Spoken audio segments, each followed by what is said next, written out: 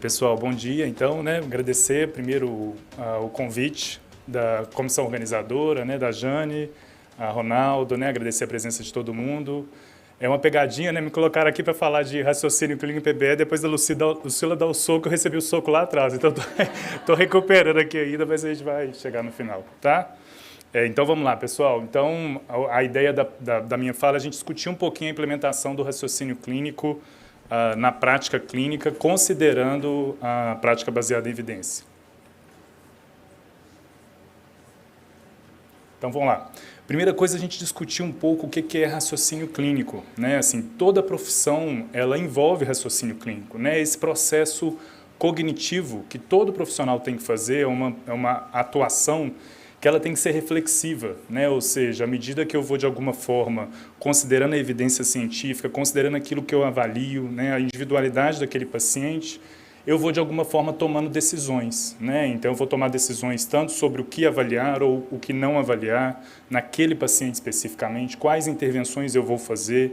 Então, existe uma vasta literatura, inclusive, discutindo diferentes processos que a gente pode implementar de raciocínio clínico, como que a gente implementa raciocínio clínico, por exemplo, no ensino, como é que eu ensino um outro profissional, um aluno, a, de alguma forma, aprender a fazer raciocínio clínico. Tá? Então, por definição, esse negócio do slide não passar vai me quebrar. Vamos lá.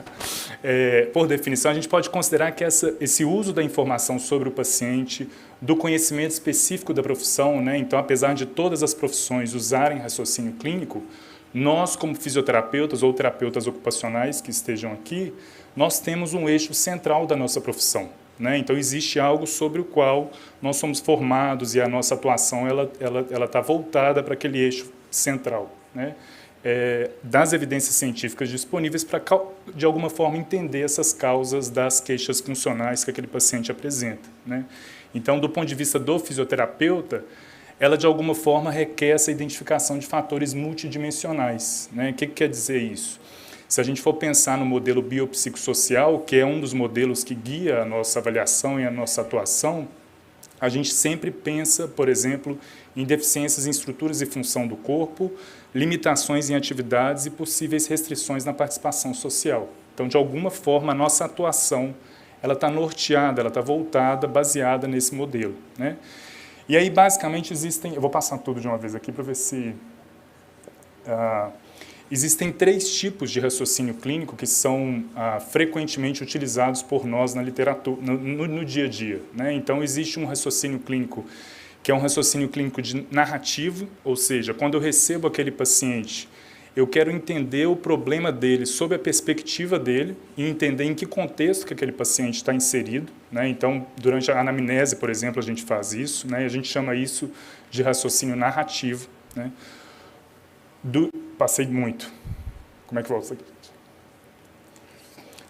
Durante o processo de avaliação, a gente usa esse raciocínio clínico que a gente chama de hipotético dedutivo, ou seja, a partir das informações que eu vou coletando, eu vou gerando hipóteses, essas hipóteses são testadas e eu vou definindo o que eu vou avaliar ou não naquela sequência até eu chegar na tomada de decisão. Então, é um raciocínio clínico do tipo teste de hipóteses. E à medida que eu vou me tornando mais experiente, existe o raciocínio clínico do tipo reconhecimento de padrões. Tá? E aí aqui só para fazer, por exemplo, um paralelo com a fala da professora Lucila, aqui não entendam isso como está funcionando, assim, funciona o que eu estou fazendo, eu vou seguir fazendo dessa forma. A gente costuma brincar, inclusive, que experiência clínica ela não é dada pelo número de anos de uma profissão. Eu sempre brinco com os meus alunos, eu falo assim, olha, se você tem uma atuação que ela é reflexiva, eu falo, inclusive, sobre a importância de começar a, de alguma forma, gerar bancos de dados, para não cair no viés de memória, ou seja, se o seu serviço tem um prontuário, a gente pode, de alguma forma, começar a definir bancos de dados que são relativos ao seu serviço, e sempre considerando o que a evidência científica está mostrando. Ou seja, o processo de avaliação e a implementação das intervenções, eu estou sempre, de alguma forma, refletindo a partir do que a evidência científica está demonstrando também. Tá certo? Então, eu trouxe um caso clínico real aqui, lá do nosso estágio, só para vocês, para a gente, com base nesse caso clínico real, a gente discutir... Não está passando, gente? Então, vamos lá. A gente organiza, né, o ensino do raciocínio clínico basicamente em 5 etapas, tá? Na nossa graduação. Essas etapas não necessariamente elas têm que ser seguidas de uma forma linear, elas não são a única forma de implementar raciocínio clínico, né? Mas é apenas a forma que a gente usa para tentar facilitar os alunos durante o processo de avaliação, né? Então, no caso dessa primeira etapa do processo de avaliação, nessa primeira etapa o objetivo é reconhecer, entender o problema do paciente. Então, nós estamos num serviço que é ambulatorial, né? Ou seja, o paciente já apresenta um problema, uma queixa. Nós vamos entender qual que é esse problema, entender o contexto no qual ele está inserido. Tá? Então, o contexto aqui, nós vamos sempre pensar em fatores do contexto que são barreiras ou são facilitadores para o problema que ele apresenta. Né? Então, nesse caso, era uma paciente do sexo feminino. Pode passar esse slide todo, que aí já fica aí. Aí, para aí. Era uma paciente do sexo feminino, essa avaliação foi feita em março de 2022, ela fazia serviço administrativo e era atleta amadora de rugby também. Ela chegou para a gente com diagnóstico médico de mialgia de rotadores laterais de quadril direito e estiramento de isquiosurais ou isquiotibiais do lado direito. Tá? Então, a primeira questão do processo de implementação do raciocínio clínico durante a avaliação é identificar de maneira adequada a queixa principal do paciente. Então, a maioria dos nossos pacientes apresenta dor em algum lugar, mas isso não é uma queixa suficientemente rica, tá certo? Se ele chegou a te procurar, normalmente ele vai ter dor em algum lugar, que limita ou não, mas na maioria das vezes limita a realização de algumas atividades ou não, e que provavelmente já está restringindo a participação social dele, tá certo? A gente precisa mudar um pouco o nosso viés, nós não tratamos patologias, nós somos voltados para o entendimento de sintomas, limitações em atividades e restrição ou não na participação social. Quando eu tenho um paciente, então no caso dela aqui, né, e aí esse processo ativo de buscar essa informação, ela chegou lá, a única coisa que ela falou, eu tenho uma dor na região posterior da coxa. Né? É o meu processo investigativo, usando o raciocínio clínico do tipo narrativo, em que eu vou entender melhor esse problema. Tá certo, essa dor, mas ela limita você a fazer alguma coisa? O que você está com dificuldade de fazer? Né? Então, é uma dor na região posterior da coxa direita, o que dificultava ela levantar de uma cadeira depois de muito tempo sentada e correr, restringindo a participação dela no esporte. Ela parou de praticar rugby, tá certo? Todo paciente que a gente encontra que tem uma restrição na participação social, isso é um sinal de alerta vermelho. Esse paciente, de alguma forma, ele está restrito em algo que ele gostaria de fazer e retornar ele a essa função o mais rápido possível é parte importantíssima do meu tratamento, tanto do ponto de vista emocional daquele paciente, em termos de motivação com o que ele vai fazer, e também por questões teciduais. Né? Se a gente for pensar, por exemplo, no nível de atividade física de cada um de nós, né? No caso dela aqui, se ela praticava rugby, parou de praticar rugby, o nível dela de atividade física diminuiu. Né? Então, a gente pensar em alternativas para retornar ela para esse lugar o mais rápido possível, com segurança, é importante. Mas se eu não identifico isso, eu não consigo atuar sobre isso. Então, essa queixa principal ela é como se fosse o título da minha avaliação. Né? Ela é uma parte importantíssima, eu preciso identificar isso de maneira adequada. Né? E aí, como ela... Não falei de tudo dele. Como ela relatou dor, eu preciso entender, e aí, no caso dessa paciente, o aluno escolheu usar a escala numérica de dor, e ela graduou a dor dela em repouso 2, ou seja, sentada, parada, conversando lá com a gente, a dor dela era 2, e se ela se imaginasse correndo em alta velocidade, essa dor ia para 9, tá certo? Então é importante eu documentar isso no início, tanto em repouso quanto numa atividade mais provocativa, para eu, ao longo da progressão, de alguma forma, ter noção de como que esse comportamento está acontecendo. Sabendo aqui que tem história natural, todos aqueles fatores que a professora Lucila brilhantemente apresentou na primeira palestra, tudo bem? Então, a partir da identificação dessa queixa principal, eu preciso entender a história daquele problema. Né? Então, de maneira bem resumida, aqui ela começou a sentir essa dor na região posterior da coxa há mais ou menos 8 meses, a qual foi agravada ao final de 2021 devido a um escorregão, o que, segundo ela, causou um estiramento nessa região posterior. Ela foi reduzindo a participação dela nos treinos gradativamente até parar completamente a 1 mês. Ela parou há 1 mês e, sentada de frente com a gente, ela ainda tem uma dor 2 em repouso. Né? Então, parar não resolveu. Pode passar, gente. Ela tinha uma história pregressa também de lesões no outro membro que, de alguma forma, não foram bem tratadas, segundo ela, ou ela não fez o tratamento de maneira adequada. Existe evidência de que, por exemplo, para esse tipo de atleta, a simetria entre lados pode sobrecarregar o lado que tem melhor função e, a longo prazo, isso levar a uma queixa ou problema daquele lado. Né? Então, ela teve tendinopatia de disco tibiais do lado esquerdo, lesão do menisco, né, um histórico de lesões do outro lado que poderia ter levado a uma piora da função daquele lado e, por isso, sobrecarregar o outro lado dela. Pode passar mais um? Em termos de fatores contextuais, a gente precisa entender e não ficar focado só apenas em estrutura e função, a gente precisa entender qual que é o contexto dela, tá certo? Então, nem sempre são barreiras ou facilitadores, mas aspectos de demanda do dia a dia dela, onde que ela está inserida, tá? Então, aqui de maneira bem breve, ela trabalha sentada de segunda a sexta, né, manhã e tarde, então eu preciso entender isso, o que ela faz ali fora, como é que é a rotina dela. Ela é atleta de rugby há 6 anos, treina 3 vezes por semana, 3 horas de musculação e campo, tá? O campo dela era gramado em bom estado, ou seja, uma pessoa que o escorregão causou um estiramento. Era importante eu entender se esse campo era um campo de várzea, por exemplo, em que ela estaria mais sujeita a novas situações em que ela escorregasse, porque, inclusive, o meu retorno talvez seria mais gradativo. Mas não, esse não era um fator que era problema no caso dela, né? Ela usava chuteira com trava de borracha pequena, né? Para quem não sabe, essa chuteira ela deixa mais suscetível a escorregões, não necessariamente é uma barreira, mas a gente colocou ali apenas para identificar que é algo em que, em termos de escorregão do membro, né? Para colocar essa sobrecarga no membro posterior, era um aspecto que a gente deveria considerar. Ela atuava em 2 posições, centro-ponta, para quem não conhece, no rugby é uma profissão que tem mais aceleração e desaceleração, muito movimento explosivo, que demanda muito da região posterior do quadril, é importante a gente considerar isso, né? Mas também como pilar, que é uma posição mais paradona no rugby, tipo o pivô do basquete, e é uma posição que demanda menos de aceleração e desaceleração, né?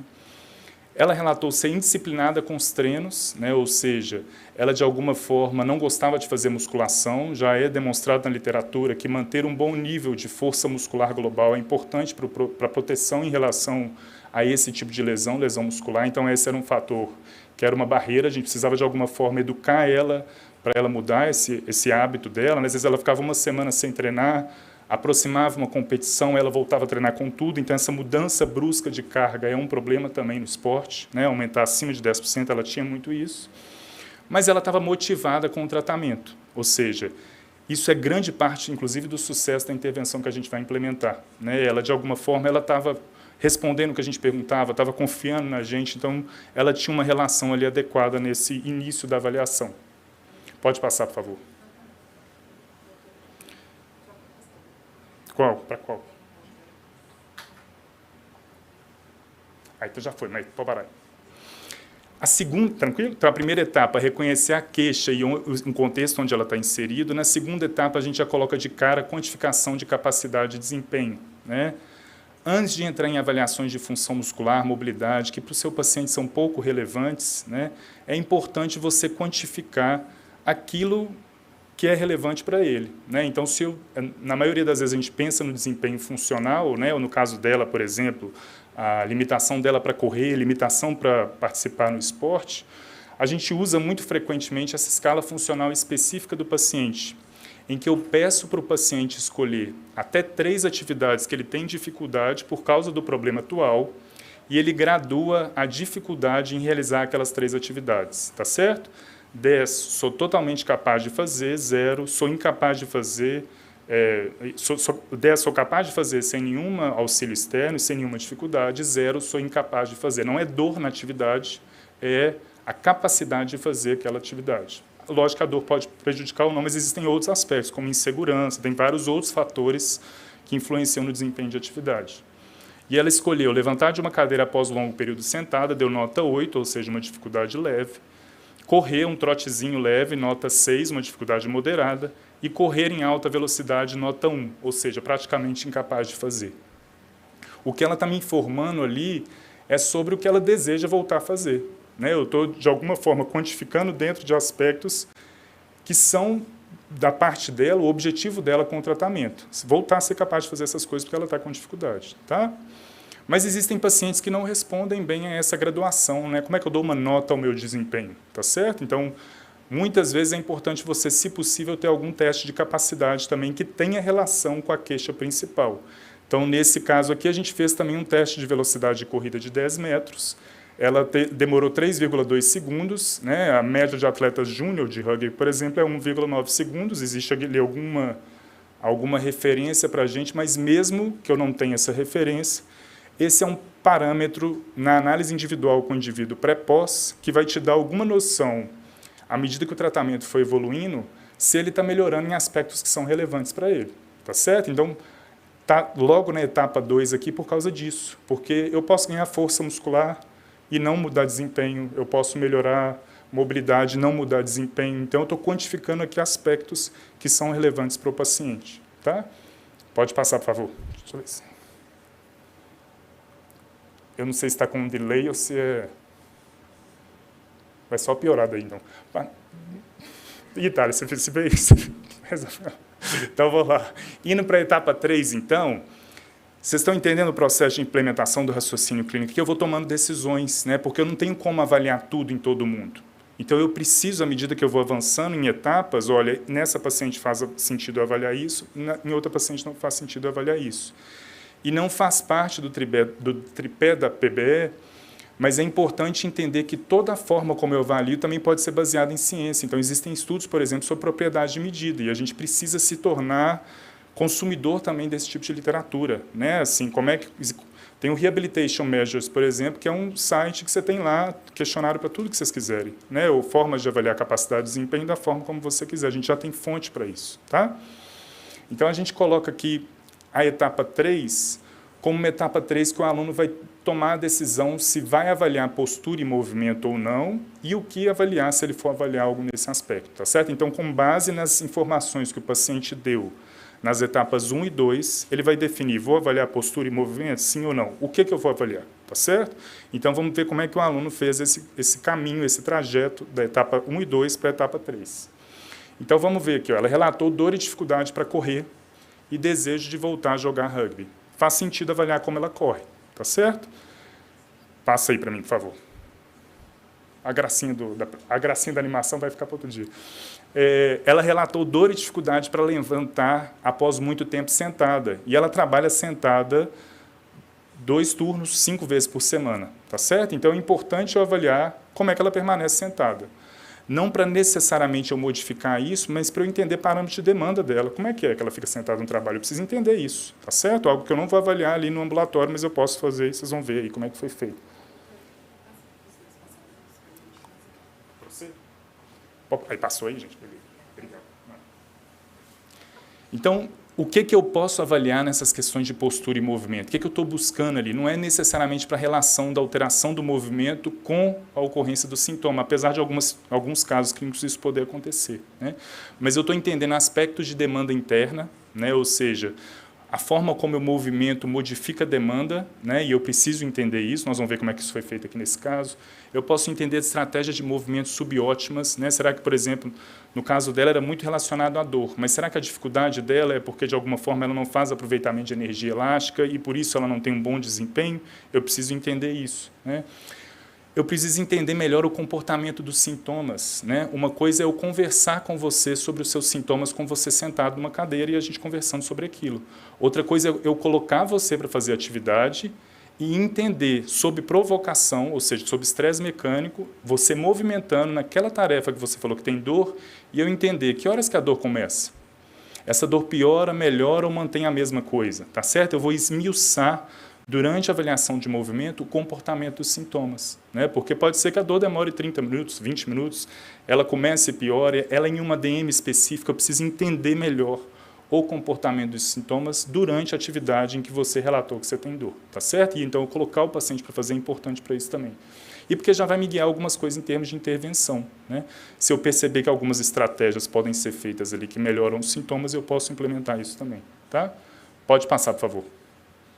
Então, nesse caso, de maneira bem resumida, né, isso aqui é lá no nosso ambulatório, a gente colocou ela para correr no solo e na esteira, né? Existem métodos de quantificação do movimento que são clínicos e que têm propriedade de medida e validade concorrente com o padrão ouro. Então, a gente fez algumas quantificações, o aluno fez algumas lá nas quantificações, mas vamos de maneira bem resumida aqui aos principais achados, né? Então, ela tinha uma cadência de 145, a gente identificou o aumento da inclinação anterior do tronco, da antiversão pélvica e da adução e rotação medial do quadril bilateral durante apoio. Aqui, gente, essas alterações não é para falar assim, olha, a dor na região posterolateral do quadril está acontecendo por causa desses movimentos. mas é entender que uma pessoa que corre com mais inclinação anterior do tronco ou com menos inclinação anterior do tronco, essas duas pessoas, se elas correrem a mesma quilometragem, elas têm demandas internas diferentes. Vocês entendem isso? E eu preciso minimamente preparar ela para lidar com aquela demanda, caso ela esteja, no caso dela aqui, com insucesso na realização daquela tarefa, tá certo?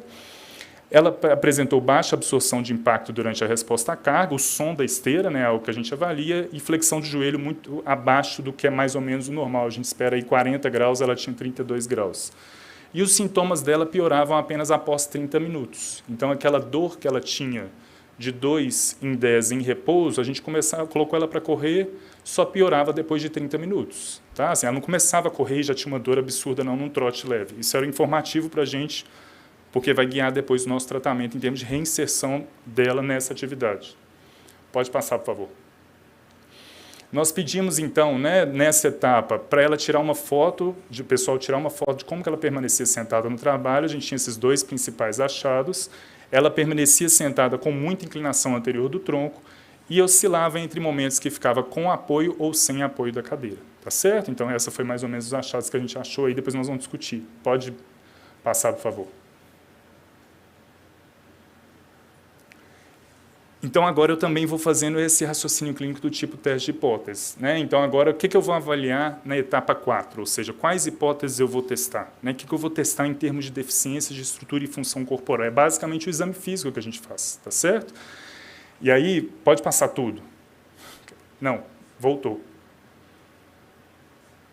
Então, aqui, ó, deixa eu só passar. Então, por exemplo, ela relatou lá no início da avaliação que ela tinha um histórico de lesões em membro inferior esquerdo, que ela era indisciplinada na musculação e ela tem estiramento do lado direito, tá certo? Durante o meu exame físico, eu não tenho como avaliar função muscular, mobilidade, função neural, todos os aspectos que fazem parte do exame físico do eixo profissional da atuação de um fisioterapeuta em todos os pacientes.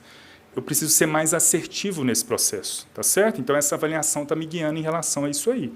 Se ela relatou, por exemplo, que ela tinha lesões de membro inferior esquerdo, que ela era indisciplinada na musculação, eu posso fazer a hipótese.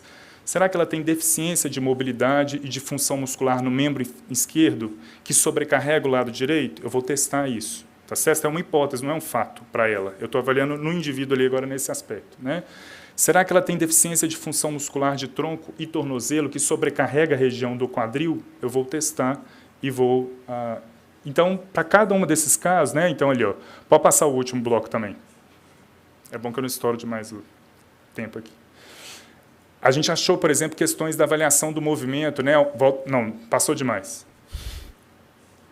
Vai com cautela aí.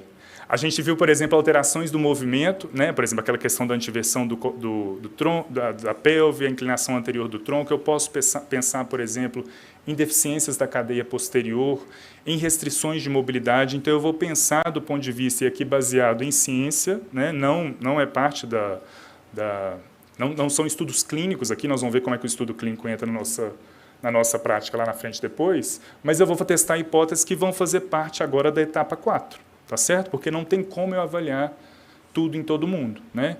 E toda intervenção, ela pressupõe uma avaliação, tá certo? Quando você está lidando com um indivíduo, a gente está, de alguma forma, pressupondo, a nossa profissão, ela surge daí, né? Assim, a necessidade de avaliar, né? Porque senão a gente vira uma profissão tecnicista, novamente, tá certo? Então, a avaliação é um processo que envolve esse raciocínio clínico e, de alguma forma, eu tenho que considerar esses fatores e, lógico, eu vou guiando. Essas hipóteses, elas não surgiram do nada, né? Existe uma literatura científica por trás disso aí. Pode passar, por favor? Então, aqui, basicamente, na etapa 4, eu vou testar essas hipóteses que eu tracei, né? A gente organiza lá em 4 grandes grupos de aspectos, e aí, apenas para orientar os alunos, eu posso avaliar coisas de mobilidade e rigidez, eu posso avaliar coisas de função muscular, ou seja, força, resistência, potência, equilíbrio entre grupos musculares, eu posso avaliar coisas de alinhamento ósseo, tá certo? Em termos de exame físico, e eu posso avaliar aspectos de função neural, tá? Então, pode passar tudo aí. E aí, aqui foi como essa avaliação foi sendo realizada, né? Então, as hipóteses de mobilidade, né? As hipóteses de flexibilidade e rigidez, né? Algumas foram confirmadas, outras não foram confirmadas, né? Será que ela tem isso ou não? Eu vou avaliando, testando esses aspectos e, de alguma forma, confirmando ou não essas hipóteses, tá? Pode passar, só para a gente ir mais rápido. Certeza? Tomara. Por exemplo, as hipóteses de alinhamento não foram confirmadas, né? A gente, por exemplo, na avaliação de função muscular, né, nós avaliamos apenas os grupos musculares que fizeram sentido dentro daquela avaliação, considerando a queixa principal dela, considerando o que existe em termos de relação entre piora do desempenho dessas atividades e aquelas relações musculares. Aqui a gente usou o teste do esfigmo modificado, né, que é um teste que tem propriedade de medida, porque a gente não tem dinamômetro manual lá, né, então é importante a gente evoluir na forma como a gente avalia, né. O teste muscular manual ele faz parte da nossa atuação, mas a gente tem como evoluir um pouco mais em relação a isso para a gente começar a quantificar mais as coisas, e isso ajuda, inclusive, na forma como a gente vai, de alguma forma, como a gente vai negociar com o paciente, mostrar para ele evolução ou não nesses parâmetros, conversar com outros profissionais, então é importante a gente evoluir nesse sentido também. Tá? Esses em azul são os que tinham parâmetro valor normativo. Os grupos musculares que estão com asterisco são grupos musculares que ou apresentaram grande assimetria, então como ela tem uma queixa unilateral, e existe evidência forte, né, de que essas assimetrias nesse tipo de atleta colocam ele em maior risco desse tipo de lesão, a gente colocou ali em asterisco ou que ela tinha muita assimetria ou que os dois lados estavam muito aquém do que era o normativo para o sexo e para a idade dela, tá certo? E fizemos outros testes complementares, né, como o teste de isometria ali para paciente que tem estiramento, ele faz parte, né, teste da ponte unipodal, oblíquos abdominais, pode passar só mais um. Os testes que faziam parte, sendo que, em termos do grupo função muscular, a maior parte das hipóteses foram confirmadas. Tá certo? Pode passar mais um. A gente deixa a questão da palpação e de possíveis testes que podem elicitar aumento da dor do paciente para o final, né, tanto para não prejudicar o processo de avaliação, mas também para não colocar o paciente numa postura mais passiva em relação ao processo, né?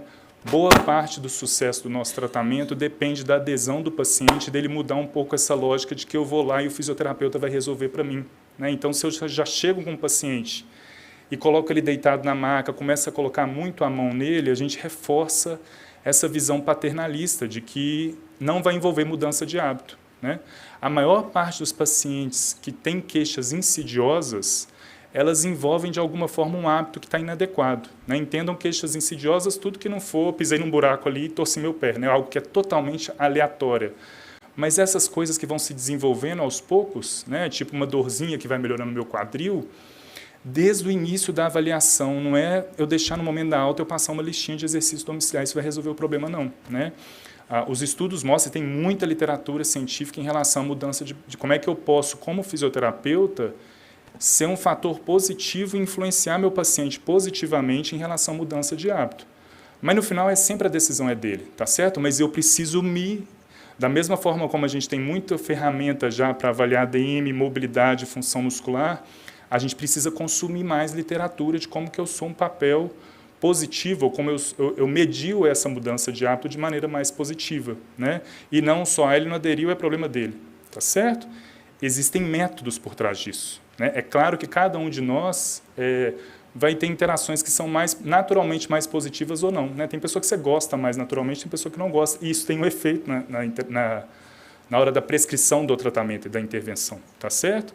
Mas tem como eu, com base nas minhas características, evoluir nesse sentido. Existe ciência por trás disso também, e a gente precisa atuar nisso. E uma delas é, o paciente chega, eu estou com uma dor na região, onde que é? Né? Já começa a colocar na mão demais, deita aqui, né? Deixa isso mais para o final, tá certo? Quem vai solucionar o problema dele é ele. Você vai ser um guia nesse processo, né? Nada que você fizer 1 ou 2 vezes por semana tem mais peso do que o que ele fizer durante 7 dias na semana, 24 horas. A gente precisa sempre lembrar disso. Então, se eu não conseguir intervir quando ele não está comigo, nós vamos falhar a sucesso médio e longo prazo, tá? Então, ela tinha dor à palpação apenas na região da tuberosidade esquiática, na região posterior do terço proximal. Como era uma atleta de rugby, né, que tinha muita queda, esse sintoma dela poderia ser também oriundo de uma dor referida, por exemplo, de sacroiliaca, que a gente precisava descartar um pouco isso. Esse diagnóstico podia estar não muito bem fechado. Nós fizemos, todos eles foram negativos, tá certo? Então, vamos chegar na última etapa agora, que é a implementação do plano de tratamento. Eu que tenho que passar, né? Tentar passar. Não vai de jeito nenhum.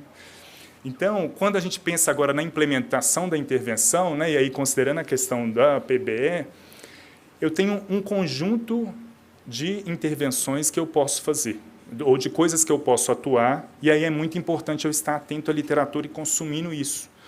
Porque, de alguma forma, eu vou ter que tentar conciliar o que a evidência me mostra e o que, naquela relação com aquele paciente, eu entendi em termos de avaliação. Tá certo? Então, é lógico que essas etapas, igual eu falei para vocês, não é um processo linear, a gente não faz essa sequência linear, eu estou apresentando ela dessa forma, apenas por fins didáticos, mas existem várias outras formas de implementar raciocínio clínico, tá certo? Mas uma das coisas que a gente faz, e ela está aqui em primeiro lugar, porque ela é de fato a mais importante, é a educação do paciente para modificação de hábitos e de padrões de uso que sejam indesejáveis, que a gente identificou lá na etapa 1. Tá certo? A gente identificou questões lá na etapa 1 que a gente precisa intervir, né? Considerando a evidência clínica de alta qualidade, né? A gente precisa adaptar fatores de contexto que são modificáveis, né? Se eu tiver barreiras que podem ser removidas, eu vou considerar isso e vou atuar sobre isso. E se eu puder incluir facilitadores ou potencializar facilitadores que o paciente já tem, eu vou fazer isso também, que a gente identificou também na etapa 1, considerando a evidência científica. Eu vou fazer intervenções específicas para as deficiências das estruturas e funções corporais que eu identifiquei, que foram aquelas identificadas na etapa 4. Entendam específica, que não quer dizer que é uma para cada uma, né? Eu posso dar peso às coisas, eu posso usar uma intervenção que atua em mais de uma coisa, né? Considerando a evidência científica, pode passar. E, na maioria das vezes, eu vou fazer treino funcional específico da tarefa, tá certo? Os estudos já mostram que eu melhorar a função muscular, melhorar a mobilidade, ter esperança de que isso vai milagrosamente melhorar o desempenho funcional, muitas vezes não acontece. Pode acontecer quando as tarefas são menos complexas, mas muitas vezes não pode acontecer. E a gente só pensa em expor o paciente à tarefa uma semana antes da alta para ele, né? A gente passa semanas fazendo intervenções apenas separadas, em maca, às vezes, muito longe da realidade de como aquela musculatura vai ser demandada ou de adaptações que ele pode fazer. E, no final, antes da alta, eu coloco ele para fazer a tarefa para ver que ele está pronto, eu libero ele, né? E aí esse paciente, muitas vezes, não tem sucesso a médio e longo prazo. Pode passar? Eu vou tentar, né? Vocês podiam me dar um tempinho a mais, né, gente? Esse trem aqui quebrou. Então, vamos lá, ó, só para ver como é que a gente implementou essa etapa 5. Ela relatou para a gente que era indisciplinada com os treinos e com a musculação. Então, a gente precisava educar ela desde o início. Olha, não dá para você ser atleta amadora de rugby e não fazer treino de força. Não dá para você ficar uma semana parada e depois querer voltar e treinar para a competição, tá certo? Não tinha como. Então, a gente precisava educar ela em relação a essa e a gente estimulou ela ao automonitoramento, né? É muito importante quando... Eu que estou fazendo isso? É muito importante quando a gente pode ensinar o paciente a se autoavaliar, pensa num teste, por exemplo, de capacidade de subir e descer escadas. Ele consegue subir 10 degraus em qual velocidade, né? Eu não preciso ser a única pessoa que vai avaliar isso, não. Eu transfiro a responsabilidade de se autoavaliar para o paciente. A ciência já mostra que isso tem um efeito sobre adesão no tratamento e desejo de melhora dele ser mais ativo. Ele vai cronometrar, bota o cronômetro lá e sobe e desce quando você está. A gente precisa transferir essa responsabilidade para o paciente de se automonitorar também quando possível, tá certo?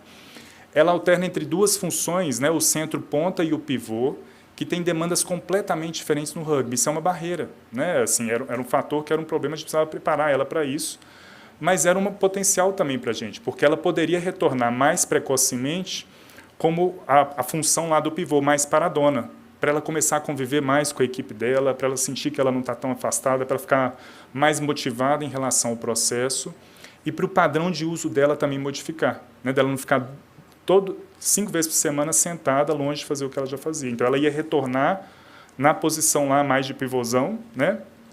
E depois ela, de alguma forma, tentando se adaptar também, principalmente no retorno, com uma chuteira de trave maior, né? Ela estava completamente afastada dos treinamentos. Começou com dor, ela não ia nem fazer musculação e nem o treino técnico e tático. Quando eu tenho um outro profissional que vai atuar junto comigo, isso é um potencial enorme, né? Assim, parte do treino, por exemplo, de trofismo que a gente ia fazer, ele poderia ser negociado com o profissional de educação física. A gente fez um relatório, nós vamos discutir daqui a pouco, que ela precisava retornar nisso o mais rápido possível. O treino de força, com alguns ajustes, era possível ela fazer e faria parte do tratamento dela, considerando que existe de evidência científica, né? Ela permanece sentada no trabalho por longos períodos. A gente olha, tudo bem, não quer dizer que você tem que ficar sentado com a coluna apoiada o tempo inteiro, é normal você perder o apoio, né? Mas vamos ver aqui outras possibilidades e principalmente, tenta não ficar na mesma posição muito tempo, né? Então, ela adotou lá um despertador para cada 30 minutos ela de alguma forma levantar, tá? Então, eu vou passar mais brevemente aqui agora. Basicamente, o que vocês estão vendo nessas duas bolas são, então, considerando, lembra, o tratamento é sempre multidimensional. A nossa profissão é guiada pelo modelo biopsicossocial. Então, a gente faz intervenções para estrutura e função corporal, a gente faz intervenções voltadas para a atividade, a gente ajusta questões do contexto, tá certo? Visando melhora da participação social. Então, aqui agora nós vamos focar nas questões de estrutura e função do corpo, né? Então, a gente viu lá esse conjunto de alterações, foram aquelas hipóteses que foram confirmadas. O que está em vermelho é o que estava muito ruim. Raciocínio clínico envolve isso, né? Eu vou atuar sobre tudo, mas a minha intervenção não pode deixar de atuar em cima disso aqui, tá certo? E aí que os objetivos que a gente teve, então, em relação ao aumento de flexibilidade, do comprimento desses fatores. Então, vou passar bem brevemente aqui, mas aqui são apenas exemplos de exercícios que nós fizemos com ela, tá certo? E aí eu quero discutir só aqui como é que a questão da evidência científica pode ser complementada, por exemplo, com estudos. Então, vamos supor, já tem forte evidência que fortalecimento excêntrico para estiramento de isquiosurais é um tipo de intervenção que é importante, tá certo? Mas o como fazer fortalecimento excêntrico, existem milhares de formas, tá certo? A partir do momento que eu tenho essa evidência clínica de alta qualidade, eu posso agora usar, por exemplo, estudos que avaliam, por exemplo, eletromiografia durante diferentes exercícios e escolher um exercício que melhor trabalhe de maneira excêntrica, tá? E um outro aspecto importante aqui na fase inicial do tratamento é que, às vezes, eu vou começar com intervenções que são mais locais, porque às vezes ela vai ter deficiências locais em termos de estrutura e função do corpo que precisam melhorar para depois eu ir caminhando ao longo do tratamento para intervenções que são mais globais, tá certo? Então, às vezes, aqui vocês vão ver que a maior parte dos exercícios, às vezes sem descarga de peso, sem grande demanda, mas porque ela tinha deficiências que precisavam ser trabalhadas inicialmente depois da gente ir reinserindo ela dentro desse processo, né?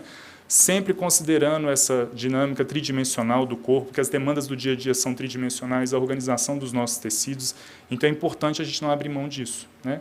Então, vamos lá, pode passar, não vou... E com orientações de exercício para casa, tá? Aqui, né, assim, existem alguns exercícios que ela já recebeu desde o início para casa. Ela fazia boa parte do trabalho de hipertrofia com o instrutor da academia, não era com a gente, né? E ela sempre estava atenta a essa questão dos comportamentos dos sintomas, ou seja, a dor não podia passar de 2 em 10, durante a 2 ou 3 em 10, existe literatura que mostra isso também, e não poderia piorar depois. Mas eu não deixo de fazer exercício com o meu paciente porque dói. Eu preciso entender que tipo de dor é essa e principalmente qual que é a interação dessa dor com a aplicação de estresse mecânico. Porque parte do tratamento vai envolver eu fazer exercício com algum nível de dor. Vocês entendem? Então, eu preciso, de alguma forma, entender isso e usar isso a meu favor, né? A gente pode usar recurso eletrotermofototerápico, vocês vão ver aqui que não tem nenhum, porque esse não é o meu viés, né? Se fosse colocar lá a expertise do terapeuta aqui não estaria nisso, né? Vamos dizer assim. Então, mas existem também evidências, por exemplo, se você for olhar a questão de laser para tratamento de lesões. Pode passar? E aí eu vou passar mais breve aqui, que eu já vou estourar muito meu tempo. A gente fez treino da tarefa também, desde o início até o final. Pode passar tudo. Então, a tarefa que ela escolheu, né, levantar de uma cadeira depois de muito tempo sentada no trabalho, correr em alta velocidade e mudança de direção no rugby, né? Então, os objetivos foram reduzir essa intensidade da dor de levantar uma cadeira e aumentar a segurança dela em correr. A gente educou, então, a respeito daquilo que a gente falou, do lembrete, e ela já retornou com um treino intercalado de corrida. Então, ela andava 5 minutos, corria 1 minuto, andava 1 minuto. Então, para ela ir voltando à atividade de corrida, para ela ganhar segurança naquela atividade, já que a gente viu na avaliação que o comportamento dos sintomas só piorava depois de 30 minutos. Tá certo? Pode passar. Então, aí na fase inicial, né, Aqui são os parâmetros, eu não vou me ater a eles, mas foi como ela foi evoluindo, a gente precisa entender isso. A avaliação é um processo que continua durante todo o tratamento. Todo encontro com o meu paciente é um momento de avaliação, tá certo? Então, eu estou só localizando aqui ao final da fase inicial em quais parâmetros que foram relevantes para ela que ela teve mudança ou não, ou seja, mudança de sintomas, mudança na escala de atividade, e também a cada exercício que eu faço, ele é uma avaliação também. Eu estou vendo se ela está melhorando ou não o desempenho naquilo ali, tá? Aqui são os mesmos objetivos, o que está de verde é o que a gente percebeu que melhorou muito rápido, o que está de preto ainda não tinha melhorado, e a gente adicionou alguns objetivos que envolviam agora esse trabalho um pouco mais global. Tá? Então, pode passar para a fase intermediária. Então, aqui agora vocês vão ver que começam a ficar exercícios, né? Ali o fortalecimento excêntrico, que tem evidência, né, para a questão dos isquiosurais, mas de alguma forma evoluindo para exercícios que potencializavam esse uso global do corpo. Né? A demanda é sempre global, mesmo para um não atleta. Né? E de alguma forma, ao longo do tratamento, a gente precisa ir caminhando para isso. Tá? Mantendo aqueles parâmetros de dor 2 ou 3 em 10, não piorar na manhã seguinte, pode passar. O treino da tarefa também foi evoluindo, né? Ou seja, a gente pode passar todo ele. A gente foi cada vez mais progredindo ela, então ela saiu da esteira e começou a correr no solo, mas numa região plana, né? Ou seja, esse evoluir bem gradativamente, né? A carga tem que ser aplicada, corria na esteira, depois começou a correr no solo, apenas numa região que não tinha subida e descida, e essa progressão bem gradativa é importante para o sucesso do tratamento, né? A gente fez treino com circuito com indução de variabilidade, pode passar.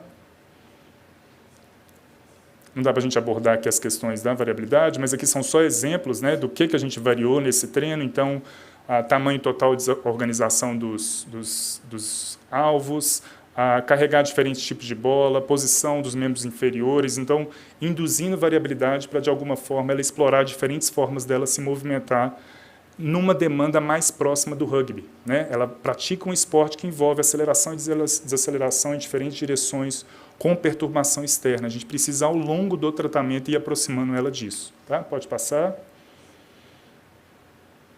Aqui, mais uma vez, como que ela foi evoluindo naqueles parâmetros, né? No teste de capacidade, as questões dos sintomas.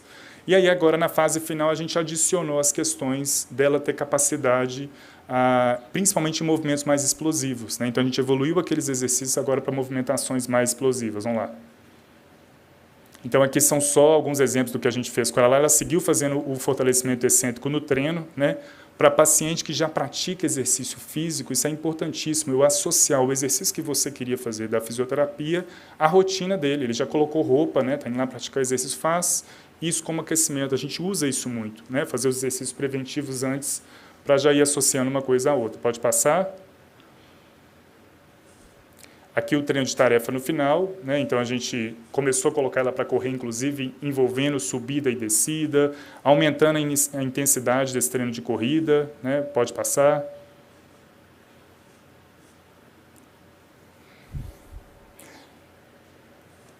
Aqui, né, ela foi retornando gradativamente ao treino como pilar, mas ainda não envolvendo tanto o contato com o adversário. A gente teve um contato direto com o treinador dela para esse ajuste fino, né, do que ela podia fazer, do que ela não podia fazer. Então, esse retorno foi sendo realizado.